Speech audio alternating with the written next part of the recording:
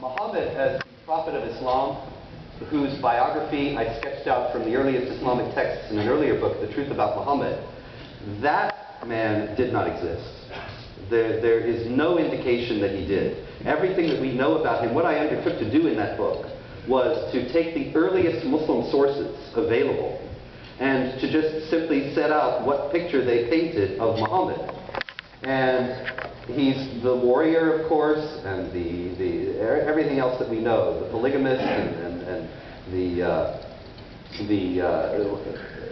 well, I could sketch out his biography for hours, but the point here is this, that all the sources that all that is based on are, the earliest of them are from 125 years after Muhammad died. So imagine if the first biography of somebody like Ulysses S. Grant appeared now in an oral culture where there were not written records previous to that. What's more, one of the things that we know about the environment in which the earliest stories of Muhammad came into being is that they were created by, and this is by the admission of Muslim scholars themselves, they were created by warring factions within the Muslim community. There were groups that were vying for position among the Muslims, vying for influence and vying to be the leaders of the Muslim community. And they were at odds with one another. And so one of the ways that they began to support their positions was to say, well, Muhammad the prophet, he said this and he did this. And then the other group would make up something where Muhammad the prophet says something that's completely opposite and contradictory. You find that as a total mess in the canonical hadith today. The hadith are the reports of Muhammad's words and deeds. And the ones that are considered reliable by Muslims are normative for Islamic law. And yet, they're a complete mess. They're massive contradictions. You find that Islamic apologists who talk about Islam as peace, they will often quote a hadith in which Muhammad says, when you go to war, do not harm the women and the children. And they say, see, Islam is against killing civilians. But there's another hadith, and it's right next to it on the page in the collection of Bukhari, the most reliable collection of hadith according to Muslim scholars. It says that they were bombarding a city and they killed the women and children, and they went and asked Muhammad about it, and he said, they are of them. Which means, in other words, the women and children are connected to the people who are fighting against us. It doesn't matter if you kill them. So it's completely contradictory. There is no sense to be made of it, and there is no historical core that can be found in it, because it is also late, and it is all clearly constructed by people with motivations other than historical accuracy. Now, was there a Muhammad? Yes, it appears that there may have been. Muhammad may have been a title, meaning the praised one. There are some coins that the early Arab conquerors minted in their new domains that say Muhammad. And so you would think, well, there he is. They're talking about Muhammad, the prophet of Islam. That's what most people assume. But you flip over the coin on the other side, and it's got an image of a ruler. In the first place, images are no good in Islam. And if we are supposed to have had the Quran and had the stories that made up the Hadith at this time, then it isn't as if they found out that images were no good later. They ought to have known already. There's an image of a ruler, and he's carrying a staff with a cross on it.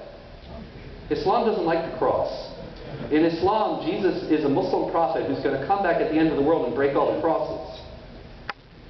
And so, you have a ruler carrying a cross, and then on the other side it says Muhammad. It doesn't seem to be the Muhammad of Islam. It's some other guy. It's the praised one, whether that is a title of Jesus himself, and there appears to be some indications that it was, or a title given to some ruler. There may have been a Muhammad. There may have been a Muhammad who was a warrior, and even a warrior prophet. But when I say that, we have to keep very careful reserve on the fact that the earliest indications of any mention of a Muhammad or any mention of an Arabian prophet sketch out a portrait of an individual in every case who is nothing like Muhammad of Islam. There's one of the earliest stories about the Arabian prophet, unnamed, a story that appears to date as early as the 640s, 10 years after Muhammad died. It says, what do you know about the prophet who's arisen among the Saracens? Well, he's preaching the coming Messiah. Well, Muhammad didn't preach the coming Messiah. That's not something that's in Islam. And it also says that he banded together with the Jews and invaded the Holy Land, which is pure fantasy. It never happened.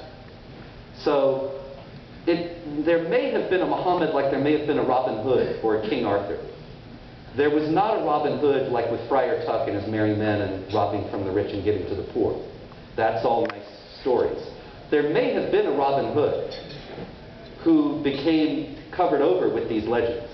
There may have been a Muhammad, but we can know absolutely nothing about him.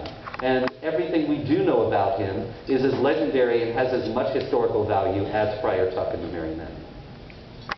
Let me go a little further into that. Robert referred to Ulysses Grant. I'd go back further and suggest that it would be like having a discussion today about the Second Amendment, the right to bear arms. And there's a major debate. Does this apply to individuals or to militias? And if we were to use the analogy of what happened in early Islam, I would be saying that it applies only to militias. And I heard this from so-and-so, who heard it from so-and-so, who heard it from so-and-so, no written records, who heard it from George Washington, who said, and he would imply, no, I heard it from so-and-so, heard it from so-and-so, that Thomas Jefferson said, would argue that. So in other words, we're putting in the mouths of our ancestors what we ourselves